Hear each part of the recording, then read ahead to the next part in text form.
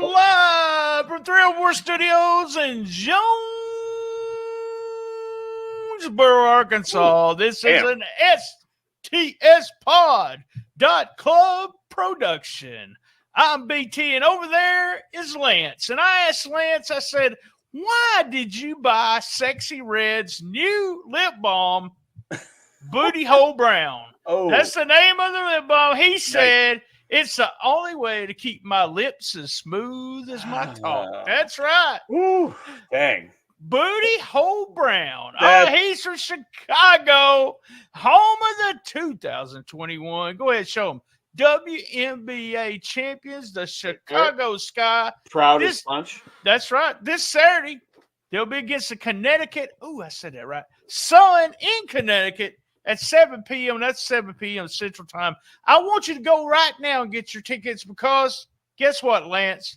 They're almost sold out. Yeah. Yep. He is the snark of excellence, my partner in crime, your friend and mine. Well, sometimes. He is Lance Levine, and we are the two tastiest treats in podcasts. Yes! I think he got it. He finally got it after all these times. I got it. Wait, is it snacks or treats? Shit. So close. So speaking of snacks, we're in the Pecan Snickers studios here in Chicago. So very exciting. There's now a Pecan Snickers. Shit. So think of like a turtle in Snicker form. That's right. A turtle in Snicker form. That's right. So we are doing our top 10, our G1. It's the G1 34 countdown. And how many years have we been doing this now? Yeah, let me do business real quick. Yeah, it is the 8th annual. Oof, the 8th annual. That's right. We started the year we started the podcast. We started with the Cool Kids Countdown. Oh, this is 160 Cool Kids Countdown. Yep. This is the 8th annual Top 10 Performers, episode 862. Woo! Crazy. Closing in on that 1,000. That's right. I want to say something really quick. We're doing something new tonight on a live Thursday night. We were live last Thursday night. We're live tonight. We're doing something new right here on the screen. You can call 573-738-0171. You can talk to us. Oh, my goodness. During the show. Woo! Call that number. You can talk to. Let me let you know something. If the call comes in, I'll go to the call, but you'll see a screen. I put the bat phone on the screen because I don't want anyone to see anyone's phone number that comes in. And so y'all know y'all can call us safely. If we're on the call with someone else, just leave us a voicemail and we'll play it on the next. So right there, I want to remind everybody, I'll do you again after break, but y'all go ahead and give us a call. Got that to look forward to. And we're doing the G1, and I was so excited. You see up in the corner there, right above you? It's the Sea Dog. It's Sea Dog. That's what we call him. Yeah, insiders. And he was announcing this year. He was right there at ring. That was him, right? No, I think that was his son, Stuart Walker, or Walker Stewart. I think that was. I'm not sure. That was Conrad. He's old enough. I think think it was him. Conrad Thompson 2.0. I think it was Sea Dog. I think it was. Yeah. Tough choice. All right, let's get started, man. So, all right. So, just a couple preliminary notes. So, this is the G1 34. We watched every match, and I definitely think the format this year was definitely more conducive. Man, it was. I'm not gonna say it was a breeze to get through it, but it was a hell of a lot easier than a lot of years. I agree, 100%. So much easier. So we agreed. We did our top 10 list. We basically ranked all the guys for the entire G1. We agreed on number 1 and number 20, which I thought was very interesting that we had the best guy. We agreed on the best guy and also the worst guy. But in between, lots of variants for sure. Now I go with stars. You go with thumbs. So unfortunately, I had to go back to doing stars during this. I just absolutely hate it. I hated having to do it, but I do have my thumbs up rating. So just to let you know, I will. When they scored a lot of thumbs up, I'll let you know. So. All right. So what we did was we graded every guy basically, and then you and we put our numbers, our composite numbers together. Well, you put the numbers together because I tried to do it the first year and I fucked it up really bad. So your math is like Arkansas math, man. Woo! Especially with the 6 toes on the 1 foot, that just screws everything up. Kayfabe. All right. So anyway, so we have our top 10 guys that we ranked from this year's G1. Shall we get started at Let's number go, 10? man. Let's go. It's not a stipulation match, so we're going with top 10. Our number 10 guy. So our number 10 guy was Henare. I think you have to say Henare because it's all in caps. I wish you would do that. It's all in caps. So we had him. Our composite score was 3.29 stars. I had him at number 7, very high. You had him at 14. So that's already, you're seeing a big difference there. So I like the Haas aspect that he brings. The B block was definitely stronger this year. They had a few Haas's that could go. I only had one match with him over 4 stars, the Tsuji match. Now, Yo Tsuji, I think that's his name, right? Yo Tsuji? Isn't that how I don't know. Yoda is what they were chanting. They were going, Yoda, Yoda. So I noticed our guy, Conrad Jr., was calling him. By the way, if you're listening to the audio version of this, we have a picture of Conrad, also known as Sea-Dog, up in the right-hand corner. I didn't say who we had a picture of, but there we go. Oh, well, that's him. So Conrad Jr. referred to Tsuji as Suge. So for the rest of this episode, I will be calling him Suge. Oh, God. So anyway, so Henare did have a 4-star match with Suge. All the rest of his matches were pretty much 3+ across the board. So I really liked his matches. I thought he broke out from the United Empire. He's a good talker. He's like an eloquent savage, I think. Very, very good talker. When he was at the desk, I thought it was good. I really liked it. The Oleg Boltin or Boltin Oleg match versus Henare, he called it, our guy Stewart said, one meaty matchup. So I agreed with that. I enjoyed the Takeshita match. That guy is surprisingly big. Takeshita next to Henare, and they were pretty close in size. Yeah, that we always judge everybody by Billy Gunn. Unfortunately, Billy Gunn wasn't there. Man, you see that? You see what? See, I got to go ahead and play it, so because everyone knows I can't. Yeah, him. He's a big guy and just so good. He's so good. But wrapping it up, Henare, I think Henare has become a good hand, and I mean that as a compliment. I loved his chemistry with Jeff Cobb. It was the inter-faction battle minus all the Bullet Club bullshit. I thought the Suge match was excellent, really hard-hitting. Just a very consistent, good G1 from Henare. I think he's become a New Japan mainstay. I like him, but you had him at 14. Well, you say that, Lance, but you look at the ratings of the Star, we're almost exactly the same. I had an average of 3.27 and you had 3.31, so we was right there together. Mm-hmm. I like him. I love the face tattoo. He gets so on my nerves with that hollering that he does. Quit hollering! My favorite match with him was with Finley, though. That was my favorite match. And every time they say his name, I'm reminded when I was a kid, there was a guy that had a tape list, and his name was Minari. And we made fun of him. And every time they say his name, I'm like, why do they say Minari? Why do they say Minari? Was it all in caps, too, Minari? No. Okay. Quit yelling. Very good for the number 10 is perfect for me with him. Yeah, I'm okay with that. Yeah, I'm a big fan. I've really come along with him. I think he's gotten really good. So, all right, another huge difference at number 9. We have Naito, the champion, is at number 9. We have him at 3.34 stars. Huge difference here. I had him at 14. You had him at 6. So I can't wait to hear your explanation on that. So I like him a lot, but the act is wearing on me. 15 minutes for the entrance, the undressing and everything. I think he can still go, despite everybody talking about his knees. But honestly, half of his matches this year for me were 2+ stars. I really thought. I think maybe he could be finally breaking down. It started with his best match on night 1. It was the 4-star match with Shingo. So my hopes were really high based on that. But then he dropped steadily from there. A-Block definitely was weaker. It definitely hurt him. You got Jake Lee. That was bad. Evil was bad with all the bullshit. The Sonata match just dragged. It was okay, but it just dragged. I liked Callum Newman attacking him while he was undressing. That was one of my favorite highlights of the G1. So for me, Naito this year, just a blah G1. I got to expect he's losing the title to Zack Sabre Jr. in October, and that's why they pulled the title shot back from January. He's got to be banged up to the point where they got to get the belt off of him. So Naito at number 9. I loved, like you said, good match there opening night, but I also loved the Sonata match. I thought that was real, real good. Ooh. You're shaking your head. You need to go look at your lover. I mean, your favorite source and Dave Meltzer, he gave it like 4.5 stars, I think. I love that match.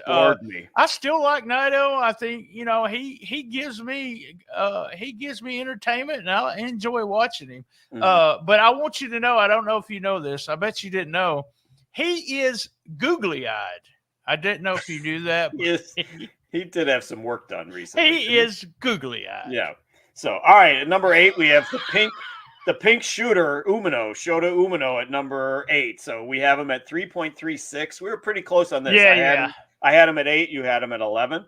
He started really strong. I thought after 5 matches, he was going to be the breakout star on this G1. But then the second half, he just totally collapsed, I thought. He had 2 4.25 star matches for me. It was Shingo and Zack Sabre Jr. So Moxley is the one who calls him Shooter. Was that just like mocking his name? Because he's a pretty boy. He wears pink. He's fucking kissing the babies coming down the aisle. He's like the ultimate baby face. I want my Shooter to be a son of a bitch. I want Gabe Kidd to be my Shooter. Hey man. I don't need the pink clad dude kissing the babies. Think about this. If that guy's the Shooter and he walks down in pink and someone makes fun of him, they're getting their ass whipped. So there you go. For me, he's like Tanahashi. And if you're going to be that kind of face, then be that kind of face. It's fine. I think that's more the role that's suited for him. What's face? I don't know what a face baby is. You have to give me that. Yeah. So I like the fact that they gave him the upset wins in both of those high star matches, the 4.25, Zack Sabre Jr. and Shingo. He got the win. He got the upset. I think that was great because it showed New Japan having a lot of confidence in him, but then he just petered out. He got the lesser end of that crappy bracket with Sonata, Naito, Jake Lee, and the evil one was a complete disaster with like the 12 fucking ref bumps and stuff. Oh. So for me, the strength of his first half of the tournament got him in the top 10. So Shooter at number 8. My favorite match, I agree with what you said about him. I like his look. I think he's going to – the only thing is I wish he was a little bit taller. But the kid seems to be, he's going to be a big star for New Japan. Yep. My favorite match of the tournament with him was the Shingo match. I love Shingo. He's like one of my favorite wrestlers and always is. It's one of those guys that I love watching his matches, but I never say, well, I'm going to go watch a Shingo match. I don't know why, but I don't do that a lot. And I think it also is his pants. If you look really close, it's that velvety pants. I just want to touch it. The girdle. It's the girdle. Yeah, it's the girdle. I think that turns you on. Well, maybe. All right, guys. Remember, you can call us. Lance, give them the phone number, right? It is 573-738-0171. Call us. Talk to us about Mina Shirakawa. Get that number in Mina Shirakawa's hands. And I'm sending you a text here in a minute. And you know what time it is. Uh-oh. Here we go. Drum roll.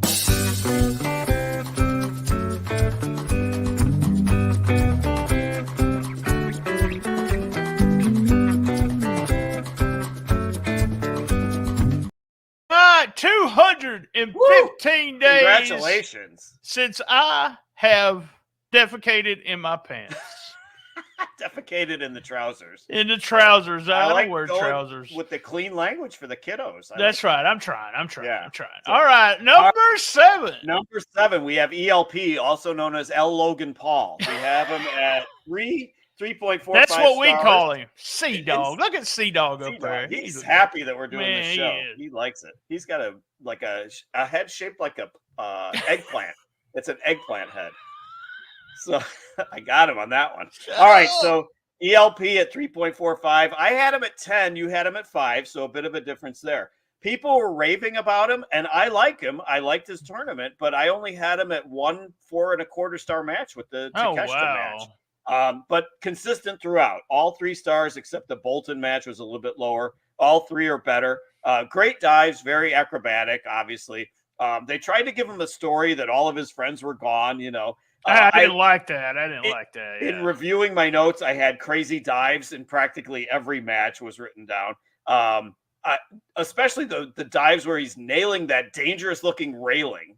In New Japan, that railing just kills me. I'm like, somebody's going to die on that railing. It's a railing or one of those little small tables. They all kill me. Those tables too. So I thought he had excellent chemistry with Takeshita. That was the match where ELP's back got sliced up by that stupid Japanese table that does not like to break.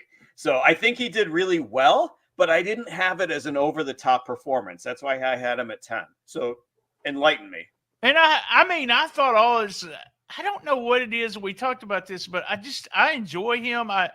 And I think part of the deal is me enjoying, like, it's almost a half a star, which I hate the star system, but it's almost a half a star per and on an average with everybody, against you. And I think it's because you watch more of this style than I do with the AEW, and I think you're not as sensitive toward it as I am, because I get more joy out of watching dives and stuff because I don't see them as much. I think that's if I wanted to analyze it. But he had 5 thumbs up for me, and my favorite match, which I gave 5 stars, was him against So there we go. That was his best match, but I had it at 4 1/4. So big fan. Definitely something noticeable in the fact that you have like every guy at around half a star better than I did. Yeah, but the half a star is a big deal. I don't think it's a big deal. So. Anyway, all right. At number 6, now we got a difference where it's going the other way. So Gabe Kidd, my son of a bitch bastard, Gabe Kidd, not a smart bastard, mind you, just a bastard. We had him at 3.47. I had him at number 4. You had him at number 9. So the fact that I had him that high, I love the wild man act. I love the insanity. I love the Brody. It's the Brody fan thing where the fans scatter from him in the audience because his persona is so wild. So I will say he's awful at the desk. He's terrible. Don't ever fucking put him at the desk, because all he does is sit there swearing and insulting Stuart Walker. That's all he did. He's like, don't ever let me hear you say that again. You know, that's it. That was your color commentary. In the ring and his act all around the ring, highly entertaining. Get away from the desk. So I had him at 3, 4 stars or better matches. The Umino match, the Zack Sabre match, and then the best one was 4.5 with Shingo. That was perhaps my favorite match of the entire tournament. But then he had 2-star matches in the A block because those mopes hurt him. So the main event, how was Evil and Gabe Kidd the main event on night 1? That's something else I need to know. So I just think his stuff is so raw, so believable. Even the Great O'Khan match, just excellent brutality between the two of them. So I was so into the Shingo match, though. The styles were just perfect for each other. It was just so intense. And then the post match, it was great because they do the handshake for the show of respect, and then Kidd lays him out. So I love that. He held his own with Zack Sabre, but then he passed out. So I thought that kept him strong, that type of finish. So I have a question for you about Gabe Kidd. Would the act work anywhere else in the world? Oh yeah, I think his with the Brody thing, and also he is, I've said this before on here, but he reminds me of like Brody / Bryan Danielson. He's like that type of guy, that intense. He might have to tone it down when it comes to the Brody part, or being a total. Because I mean, he was all over a couple of those buildings, fighting and everything. But I think he's bigger than we think he is. We say sometimes you're not able to judge the size on television. I think he's a bigger man than we think he is. And to me, he's just so entertaining. Yeah. And if you go back and watch it when he first started out, he was so effing boring. He was just boring. And you was just like, oh man, I don't want to watch this guy. But apparently that cage match is something I haven't watched. I'll have to go back and watch it since I got New Japan World. He showed out like crazy in that. And that's when a lot of people started, and the whole War Dog thing. But to me, he's a star. He's somebody that could do and I don't know if Bryan Danielson's a gimmick, but let's just say he could do the Bryan Danielson gimmick. So yeah, just excellent tournament. Really enjoyed him. I thought he was a real breakout star in this one for me. All right. I put my favorite match between him, and I think it was because this has nothing to do with stars or anything. It was thumbs up, but it was Naito against him, and it was Finley on commentary. Oh my! I loved Finley on commentary. He was hilarious, a very knowledgeable guy, but he was trying to make jokes. And since he's a War Dog, he's the one. We used this last week, but it was about the googly eye. I used that today, and then he said Naito wore those white pants with that black belt, and he was that Naito was a poor. That's what he said during that match, and I used that at the WTL. But yeah, it was really.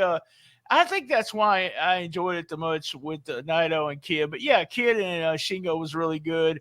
Yep. Just a fun tournament for him. Fun tournament. Yep. All right, guys, it is time for a commercial break. If we just remember, you can watch all this episode. Well, not the Patreon stuff, but you can watch the main episode, 60 minutes if we stay live streaming.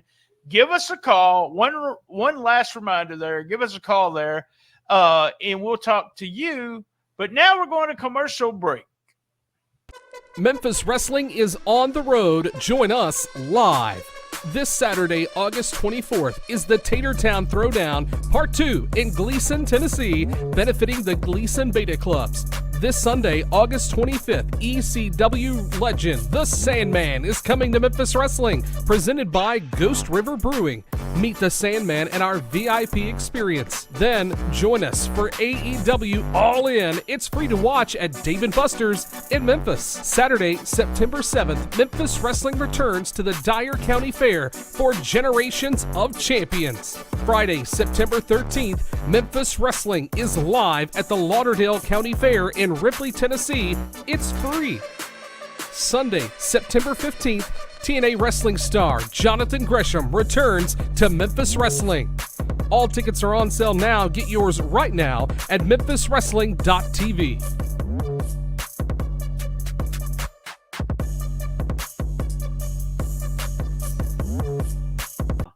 Yeah. All right, here we go. You got something you want to talk about, so here we go with the hat time. Hat time!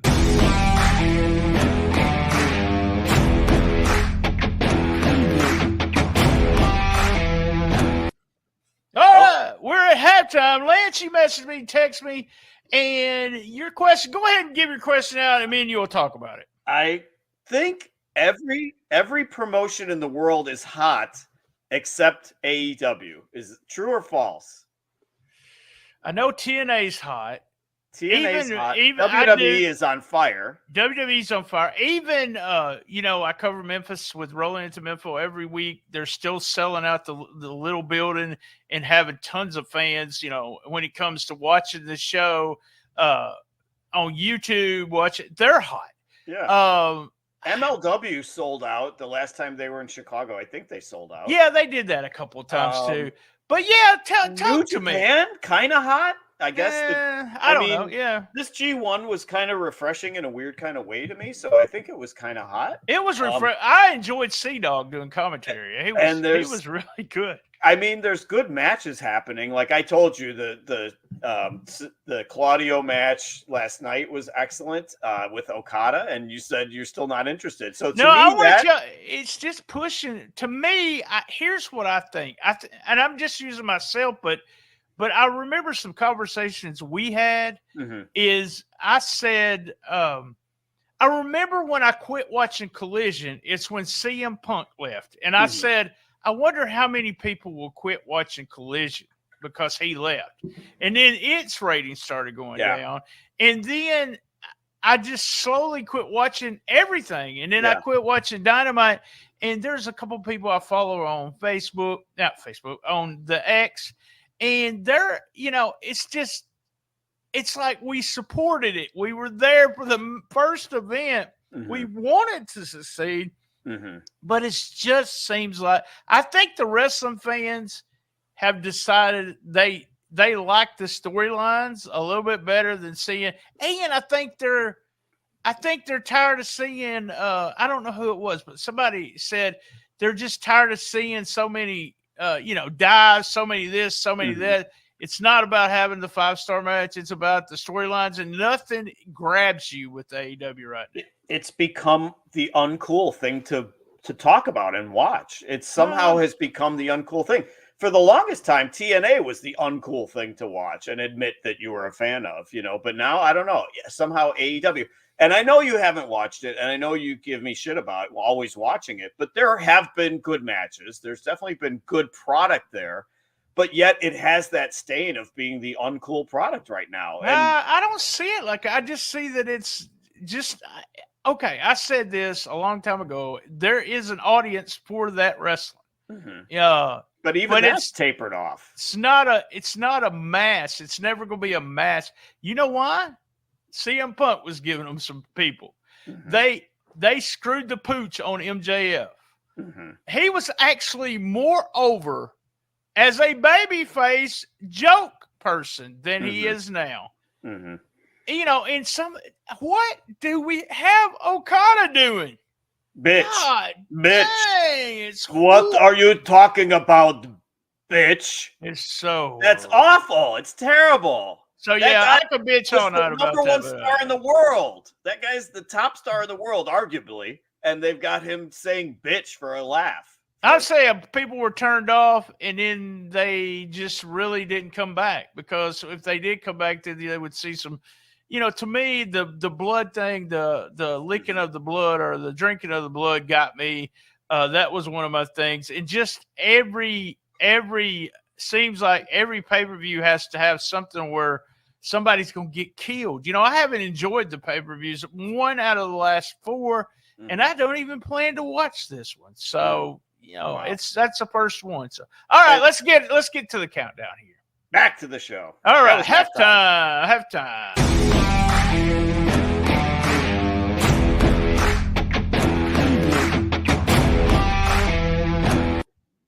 All right, we're 5, 4, 3, 2, 1. All right, so at number 5, we had Zack Sabre Jr., the eventual winner of the G1. We had him at 3.53. Pretty agreeable here. I had him at 6. You had him at 8, so very close. He gave away that he was going to win. There was a Meltzer interview about 2 months ago in The Observer where he made all these comments about if I don't win, I'm going to retire. If I don't win this, if I don't win that, I'm going to win. I'm like, it was so confident. I'm like, he's going to win. He would have been saying that shit if he wasn't going to win. And then he ends up winning. So I had him at 5, 4.5, 4-star or better matches in the A block. But then he had a 2 and a 0. That was an ouch for me, the 0. What was the 0? The 0 was the evil thing that went 19 seconds. Oh, yeah. So I couldn't grade that. It had to be a 0 for me. So for the most part, I thought Zach... Dud. That's called a dud. Us insiders call that a dud. He got that... Well, that's Dave Scale. So you're following Dave Scale now? No, he says dud. Okay. So for the most part, I thought Zach got his crap out of the way early in his G1. It improved as he went. I liked his work with Callum Newman. He got pulled down by Jake Lee, obviously, because that's all that guy did. He had very good matches with Umino. I had that at 4.25. Shingo, I had that at 4. But then that evil bullshit for 19 seconds was a 0. Got an okay match out of Sonata. I know you're going to like that one. But then back-to-back nights, he had Shingo at 4.5 and then Suge in the finals at 4.25. So I love the storyline with Shingo where they both were so beat up they couldn't even cover each other. So I thought they put over Zach strong. He got the tap out from Suge and Shingo.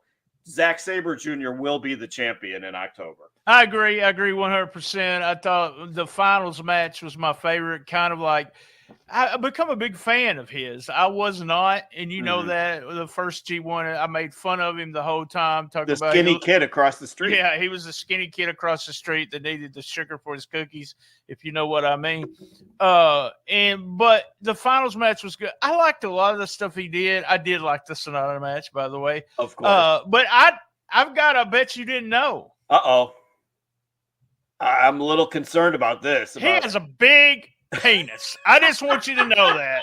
And I knew I should be concerned. And they showed that 100 times. I was like, my God, get the camera off of that hog. Jesus. You were doing so good with the kiddos, and then you have to go there. If you didn't see his penis during G1, you're a liar. That's what you are. I don't shit my pants, and I don't check out other You saw his penis. You saw it. I did not. So, all right. Any other comments on ZSJ? No, I like this. You like this penis. I don't like it. I don't like the people in his stable, though. I like him, but I don't like the people in his stable. Yeah, agree. They're kind of boring. So, all right, at number 4, we have David O. Finleo. So, at 3.59. Again, pretty close on this. I had him at 5. You had him at 3. Very consistent. He took a slight dip midway, in the tournament, but overall, almost all 3-star matches are better. Despite all the Bullet Club bullshit and the hindrance of the gimmick, the guy can go, and he usually did. Best match was the playoff match, I thought, with Suge. I had that one at 4 stars.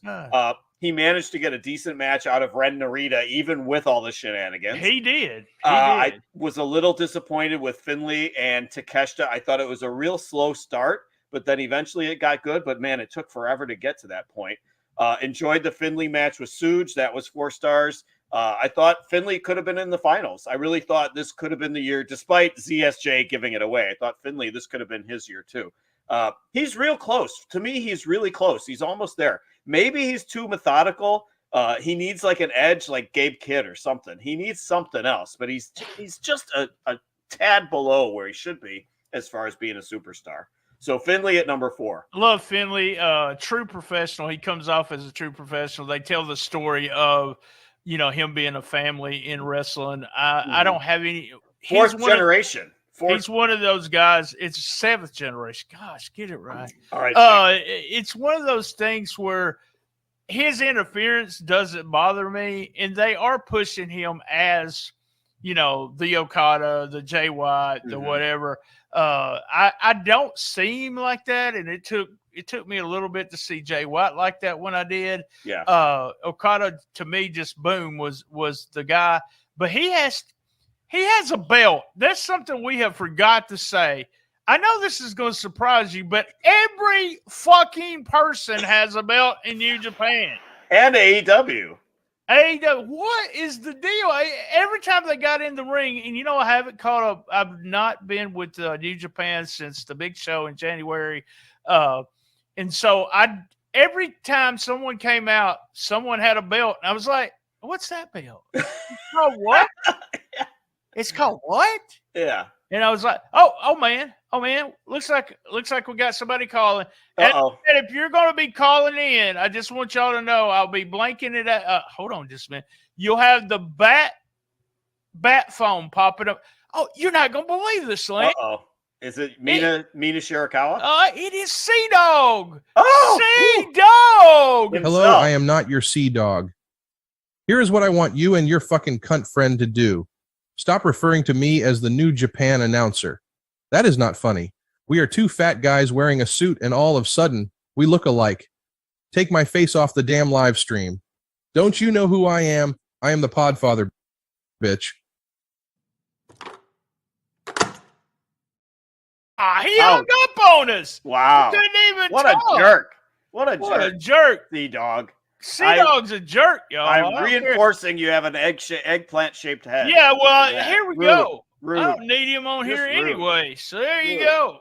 We don't need his face. Good. Yeah, good riddance. Go back. All right, let's go 3, 2, 1. All right, at number 3, we have the aforementioned Yo Tsuji. So we have him at 3.66 stars. I had him at 2. Yoda. This reminds me of Ishii. The crowd says Ishii, and everybody else says Ishii and stuff. So yeah. So I had Yo or Suge. I call him Suge. I had him at 2. You had him at 4. So pretty close. I think one of the biggest elevations of anybody on the show was him in this year's tournament. So very consistent. All 3 are better stars across the board. Very strong playoff performance from this guy. He had 12 matches. That's incredible. Zach, who won the whole thing, only had 11, but one of them was 19 seconds. So really, he only had 10. Yota Tsuji made 12 matches, just grueling. Great effort. I could see him and Takeshita as the superstars of New Japan if Takeshita worked there. He got a 3 1/4 out of Ren Narita, again, the weakest guy in the B block. My favorite match of his till the playoffs was the Hanare match. So Yota Tsuji against Hanare. It was a fun one-upsmanship story. Hanare was a hoss, but then Suge kept up with him. So that was a 4-star match. New Japan, obviously very behind this guy. They had him in the main event a number of times throughout the whole G1. Playoff match with Takeshita was great. Walker Stewart said, I don't know if you caught this, a chink in the armor, so to speak, when it was Takeshita versus Tsuji. So he said a chink in the armor, so to speak. So might be racist. I'm not sure. Why? What does that mean? It's we might have to have to get Stuart Walker on the show. So I was shocked that they put Tsuji over Takeshita. I just thought it was Takeshita's year. Seeing Tsuji fly is so impressive for a guy that size. I like the fact that the Finley match drained him. It was a 4-star match, drained him. He was so dead going into the finals that he ended up tapping out in the final. So does the tap out hurt him? I don't think it does. I think it'll be forgotten about. The final match was very good, 4 1/4. Just an excellent G1 from Suj at number 3. Yeah, I had him with a 5 thumbs up, so he was doing good, looking really good here with the young guy that we picked as part of the Breakout Stars. Yep. And just, well, he has it all. He really does. He's a big the charisma, that smile, that creepy smile, the good looks, the big creepy guy. brother. Yeah. Just he's a little sloppy in some spots sometimes, but he'll have one match where he's a little sloppy, and in the next match, it's almost like somebody grabbed him and pulled him to the side and said, "Let's don't do that. Let's do this." But he's got a little bit of learning to do. But thinking they put him in the finals, you knew he wasn't going to win his first tournament. Well, that's his second tournament, but still very, very, very, very good. Like I said, we both was pretty close on the numbers. Big fan. So, all right, number 2, we have Takagi Shingo, or Shingo Takagi. I'm not sure what's the first and last name there. So Shingo at number 2, 3.73. I had him at 3. You had him at 2. He is Mr. G1. I think we can call him that. Being stuck in the A block hurt him this time. He had 3 2 or more star matches in a row, but then he had 5 4-star matches too. So he still finishes very high for us. He got a 4 out of Naito early on. Even better with Shota Umino at 4 1/4. He pulled Great-O-Khan up to a decent match. The Gabe Kidd match, again, like I said, probably my favorite match of the whole tournament. I thought Sonata pulled him down to his level. I know you're going to disagree with that. Evil pulled him down too. That was just bad. The expectations are always high with Shingo. It's much like how I would always look at Ishii in the G1, that going in, Ishii is going to have a great G1, and that's how I look at Shingo now. He gets the Jake Lee match, which that was awful. The Grado playoff match was actually, I didn't like it at all. But then he got the finish strong. He got the big rebound with Zack Sabre Jr. in the playoff. That was 4.5. I'm thinking he had 3 dogs in a row because of the way the lineup was constructed. Then he gets Zack in the playoffs. So he's probably like, yes, I finally got a good one that I can work with. So another excellent G1 from Shingo and from his girdle as well at number 2. I agree. Had a great tournament. The very first match he had, I was watching, and I waited a couple of days before I started watching it. And when he was in the ring, doing all his stuff that he does, I was like, "Fuck, Shingo! I love this guy." And I think the last AEW match I watched, I went out of my way to watch him against Bryan Danielson. Just love this. He ended up with, for me, he had 6 thumbs up in some of my favorite bouts of the tournament. Fun time. I had a fun time watching, no matter who it was. I've never understood your Sonata hate, but you don't like it. It's boring. You give him some of the lowest scores. So even when he has some of the best matches, you're just like, he's boring. You do that with Randy Orton too. Dave gave Randy and Walter or Gutner like 4 1/4, and you said it was 3 stars and it was boring. I was like, I guess it's hard for me to get past the stigma when I have that interpretation of a guy that his act is boring. It's hard for me to get past that. I like different styles than you like too. That's why some of this stuff, like, I don't hold it against Evil as much with the way they do things. I kind of like it sometimes. I do know when they do it too much and it's getting boring. But I like that interference style. I'm just not looking for a 5-star match every time I watch a wrestling match. I just want to be entertained. And to me, he's entertaining to a certain extent. Shingo, yes. I agree. No, I said Evil. He was number 20. Yeah, he was number 20. I agree with you. But I do, and it's like Great-O-Khan. Yeah. I love his gimmick. I love everything. And his matches, to me, are entertaining. Is he having a 5-star match? I don't really care. He's being entertaining. But he really, as somebody I wanted to mention that had a good, solid tournament and had some good matches this year. He didn't do that a lot the first time. So, yeah, good. Good All right, tournament. we are at number 1, and we've referenced this guy a couple times. So it is Takeshita. I will never call him Takeshita or any other joke about his name again. Thank you very much. I appreciate that. Done with that. So Takeshita. That's right. So we have him. Shout out to Eric. So we had him at 3.89 stars. We both had him at number 1. We both agreed on that. He was great. Very consistent throughout, all 3 or better, 3, 4, but no 5s. Interestingly, I had him at no 5s this year. Not the same off the charts number 1 performance that we've gotten in the past from like Ishii, Ospreay, Ibushi in the past, but very good, definitely very good. The 2 highs for me were 4.25 with Uemura. We haven't even mentioned him, but Uemura, he got a 4.25 out of him. And the ELP match I had at 4.25. That was my favorite match of the tournament there. So did you have any 5-star matches? Oh, that's what I just said. I had no 5-star. That was it. Okay. Thing. So I really enjoyed the Goto match. It was the upset I there. did too. The storyline of the old guy going for it. You know, I had that one at 4 stars. I thought he and ELP got the best of each other. They got the best out of each other, rather, in that match. I was concerned for Takeshita in the Bolton match because he seemed like he got dropped on his head or his neck like so many times. I'm like, this guy's going to get paralyzed. So it was really scary watching that match. So he got a 3 out of Ren Narita again, even with all the bullshit. I was surprised. I thought he was going to be the golden boy all throughout the tournament, but then I guess I realized he's an AEW employee, so they're not going to put him over as the champion. So, but just a great, or the G1 champion. Great showing from Takeshita at number 1.